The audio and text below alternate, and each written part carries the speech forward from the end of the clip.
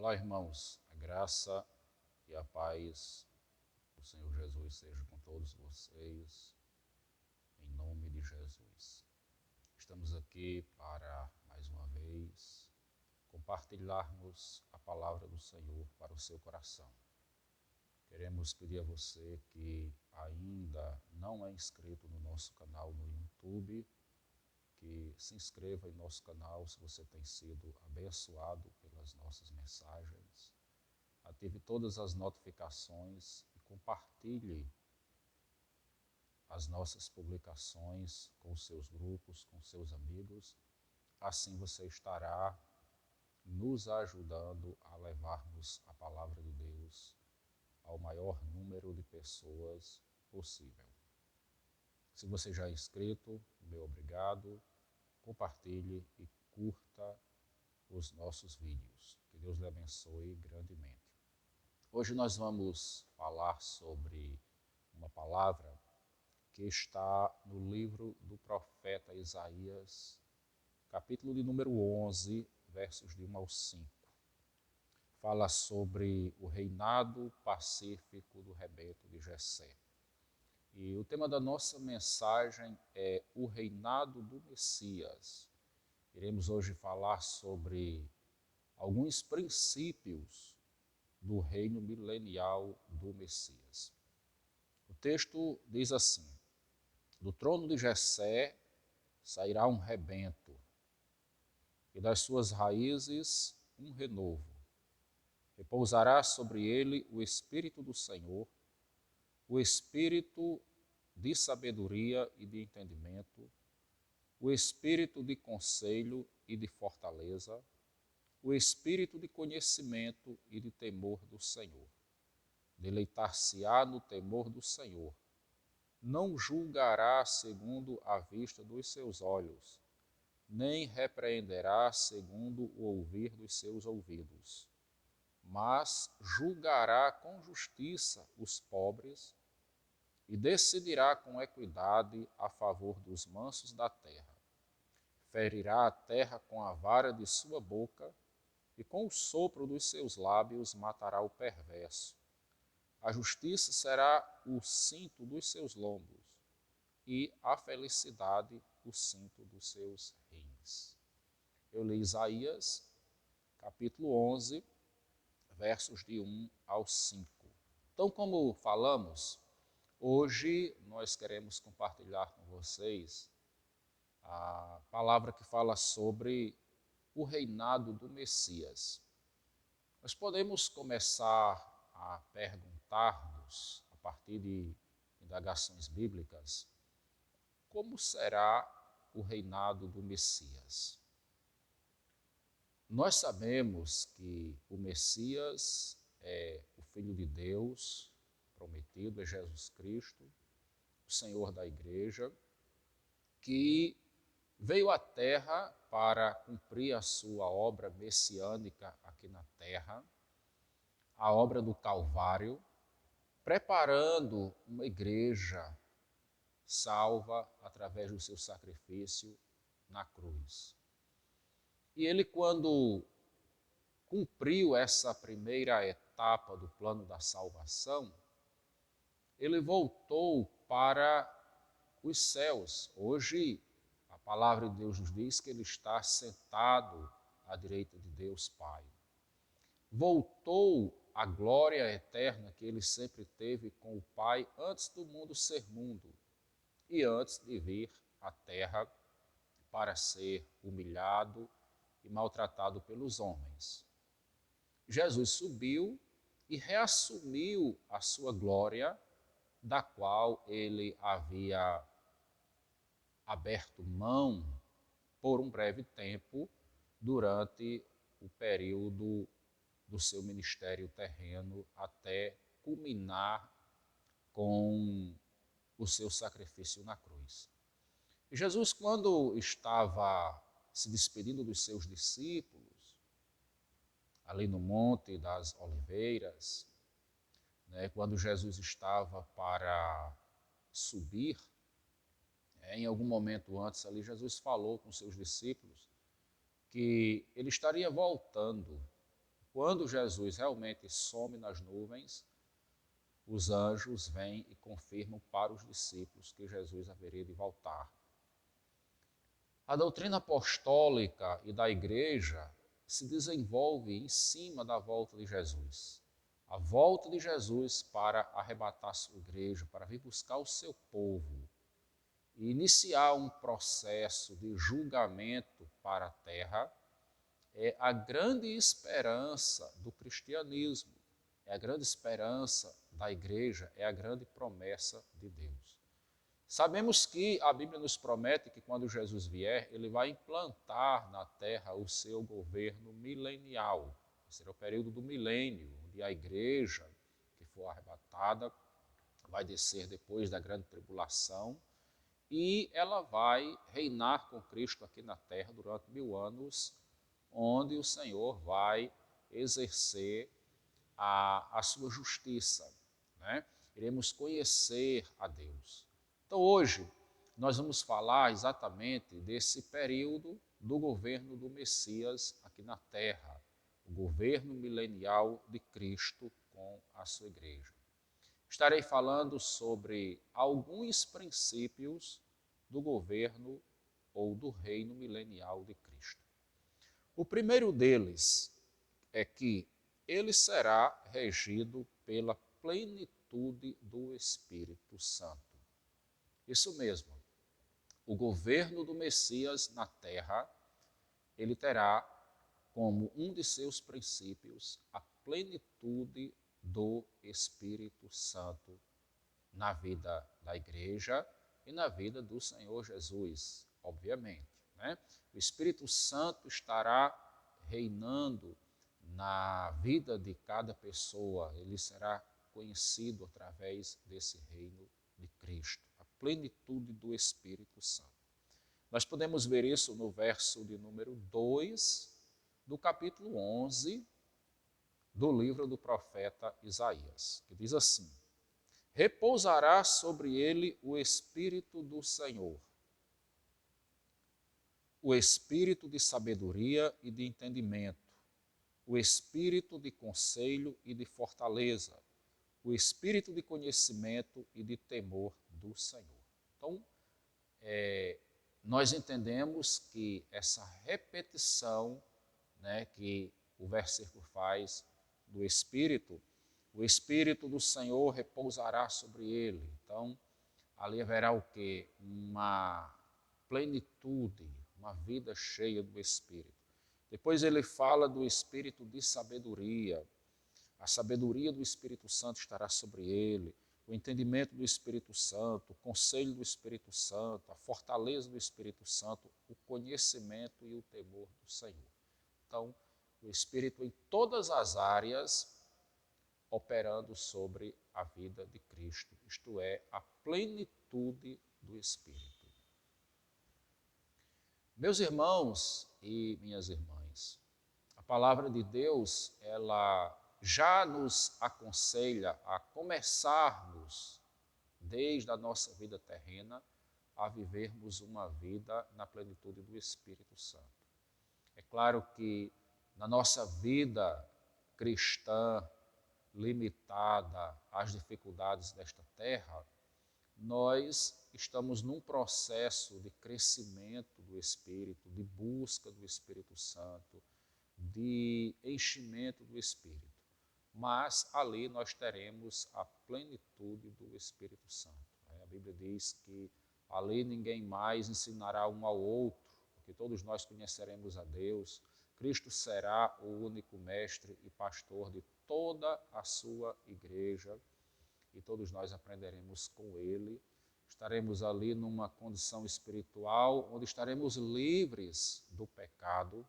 Então, tudo isso são condições que neste princípio do reinado milenial de Cristo, a igreja será abençoada, será privilegiada por poder aí ter acesso a essa plenitude do Espírito, né? Que hoje nós sabemos que viver no Espírito, a igreja vive, o cristão ele vive no Espírito, anda no Espírito, mas ali nós teremos todo aquilo que o Espírito Santo tem preparado para nós no reino milenial de Cristo.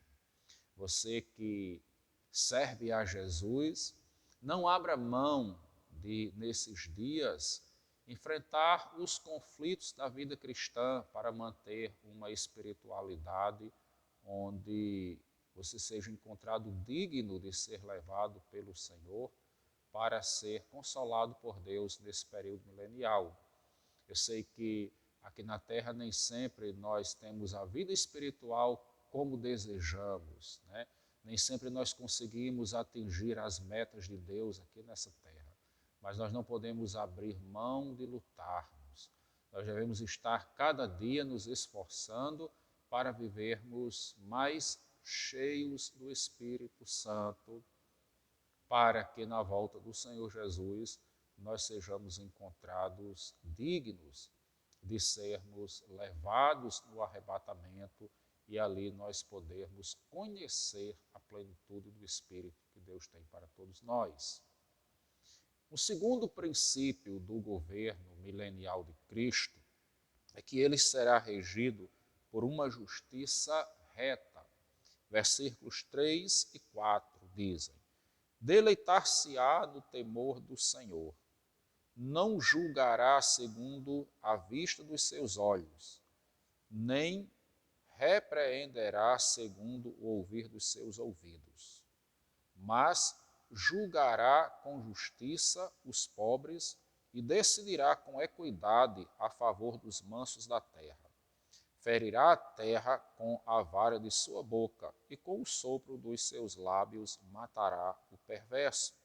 Então, o segundo princípio da nossa mensagem hoje fala, né, e mostra que o reino milenial de Cristo será regido por uma justiça reta. Isto significa dizer uma justiça justa, uma justiça que não se vende, uma justiça que não negocia a justiça, que não se distorce, uma justiça que não fará um julgamento, como ele diz aqui, que Jesus ele não julgará segundo a vista dos seus olhos, nem repreenderá segundo o ouvir dos seus ouvidos. Ou seja, ela não será uma justiça unilateral, né? Ela não será uma justiça baseada em uma pessoa, mas ela será uma justiça baseada no julgamento de Deus, onde cada pecador, cada pessoa será julgada pelos seus feitos, né? O reino milenial de Cristo, quando Jesus vier já para julgar a terra na grande tribulação, quando Jesus vier no final para fazer o julgamento do juízo final, então todo o julgamento do Senhor, ele será feito com base na justiça de Deus. Será regido por uma justiça reta, por uma justiça, como ele diz aqui, de equidade, uma justiça de igualdade, uma justiça justa, onde a palavra de Deus diz que ele julgará com justiça os pobres, né? E decidirá com equidade a favor dos mansos da terra. Nós estamos vendo que a cada dia que se passa, a justiça dos homens, ela se torna mais longe de uma justiça verdadeira. A justiça dos homens, ela se torna injusta cada vez mais. Claro que ainda existem algumas poucas exceções, né? E a Bíblia diz que todos ali no reino de Cristo, todos na presença do Senhor, seremos julgados. Ali não haverá ninguém com autoridade nenhuma para a justiça, porque Deus é o juiz de toda a terra e Jesus é o advogado de toda a terra. Então, todos os homens, os magistrados, os juízes, os advogados, os promotores, aqueles que são investidos de autoridade, os políticos, os religiosos, enfim, todos os pecadores da terra naquele dia estarão na presença do Senhor como réus. Ninguém terá autoridade judicial ali. Ninguém terá autoridade nenhuma para proferir qualquer palavra de julgamento ou de defesa na presença do Senhor. Cada um será julgado pelas suas obras, pelas suas atitudes, pelas suas decisões, pelas suas práticas realizadas aqui na terra, sejam elas boas ou sejam elas más. Deus dará a cada um segundo as suas obras, diz a palavra do Senhor. E aí, meus irmãos, a palavra de Deus nos mostra que a única defesa que nós poderemos ter nas nossas vidas é se Jesus estiver presente conosco. É a única defesa que nós teremos diante de Deus é se Jesus estiver nas nossas vidas como Senhor e Salvador nosso. Porque a Bíblia diz que Ele é o nosso advogado diante de Deus. Ele é a propiciação pelos nossos pecados. Ele veio dar a sua vida para que, através do seu sacrifício, nós pudéssemos ser redimidos diante do Senhor e pudéssemos ser declarados justos, ou justificados perante o tribunal de Deus. Todos os homens estarão como réus diante do Senhor por causa dos seus pecados. Mas aquele que apresentar-se com Cristo em sua vida como seu advogado, ele terá ali alguém para lhe defender diante do juiz de toda a terra, de todo o céu e de toda a terra. Então, naquele dia não haverá distorção da justiça. A justiça de Deus, ela não é comprada, ela não é vendida. A justiça de Deus, ela julga com equidade. Ela não faz um julgamento baseado em pressupostos humanos, em suspeitas, em partidarismo, seja lá qualquer que for. A justiça do Senhor é reta e naquele dia Ele dará em abundância essa justiça a todos os moradores da terra. Quantas pessoas hoje estão chorando, como ele diz lá no capítulo 5 do Evangelho de Mateus, das bem-aventuranças. Ele diz, bem-aventurados são aqueles que têm fome e sede de justiça. Fome e sede de justiça se refere a um desejo profundo de uma justiça reta e justa. A uma necessidade extrema, porque nós estamos vendo que a justiça reta e justa, ela está ficando escassa na terra. Mas, meus irmãos, Deus tem em abundância e Deus julgará a todos os homens pelas suas atitudes. A Bíblia diz que toda injustiça que nós cometermos contra o nosso próximo, ela será julgada por Deus. Aquilo que não for julgado na terra, porque muitas vezes aquele ditado que as pessoas tanto conhecem, quem faz aqui na terra, paga aqui na terra. E Deus muitas vezes aplica a sua justiça aqui na terra, mas Ele tem uma justiça espiritual a aplicar que acontecerá no dia do julgamento do Senhor. Lá o Senhor pedirá conta de todos os atos dos seres humanos. Por isso a palavra de Deus diz, arrependei-vos, pois, e convertei-vos, para serem cancelados os vossos pecados. Somente através da conversão que nós podemos ficar limpos diante de Deus, para sermos declarados justos pelo Senhor. Então, esse é o segundo princípio que nós encontraremos no reino milenial de Cristo. O terceiro e último da nossa mensagem hoje diz que ele será regido pela essência da justiça de Deus. Está muito ligado ao outro princípio, que é o versículo de número 5, que diz: a justiça será o cinto dos seus lombos e a fidelidade o cinto dos seus rins. Será a justiça pela justiça. O escopo principal do governo milenial de Cristo é a justiça reta de Deus. Né? Ele diz aqui que será o cinto dos seus lombos e a fidelidade o cinto dos seus rins. Né? O cinto ali, aquela faixa nobre, né? Que se atava a uma autoridade. Isso os sacerdotes usavam e outras autoridades da Bíblia, né?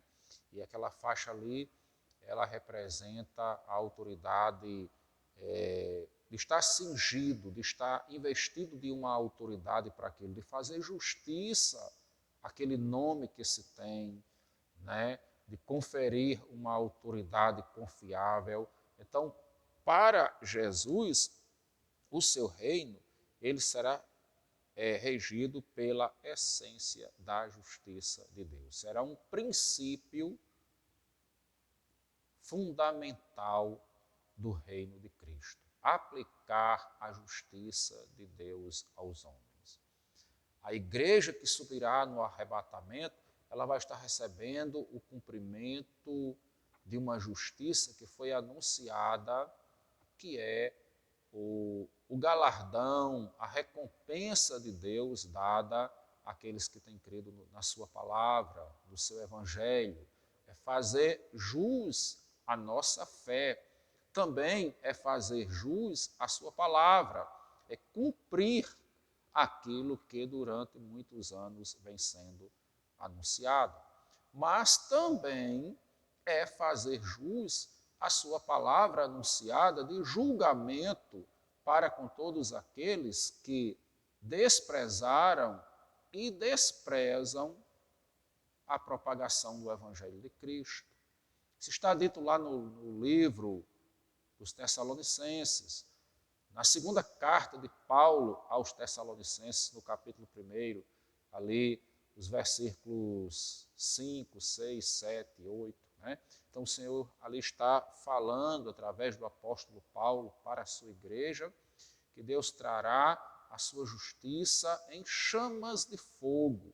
Deus trará juízo e aplicará a sua vingança para com todos aqueles que desprezaram a palavra de Cristo, o sofrimento de Cristo, o seu sacrifício, a pregação do Evangelho, desprezaram também a igreja e os cristãos, porque assim como Jesus foi desprezado e foi odiado, a igreja hoje na terra, ela sofre as mesmas perseguições que Cristo sofreu.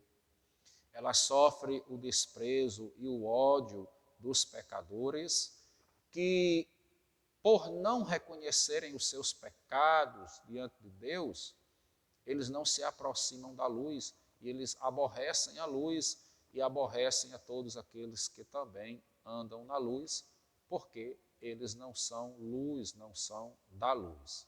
Mas a palavra de Deus nos assegura que eles prestarão contas diante de Deus. Algumas coisas eles vão pagando aqui mesmo na terra e outras eles pagarão no dia do juízo do Senhor. Então essa palavra é uma palavra fiel e digna de inteira aceitação, como disse o apóstolo Paulo, porque ela é a palavra do Senhor. E eu queria hoje deixar essa palavra para você, meu irmão, você, minha irmã, você, meu amigo, e você, minha amiga que está me ouvindo, que você possa confiar na justiça de Deus. A justiça de Deus, ela não falha no tempo e ela não falha na sua qualidade, na sua essência, porque ela é uma justiça reta e justa, e o Senhor continua julgando céus e terra.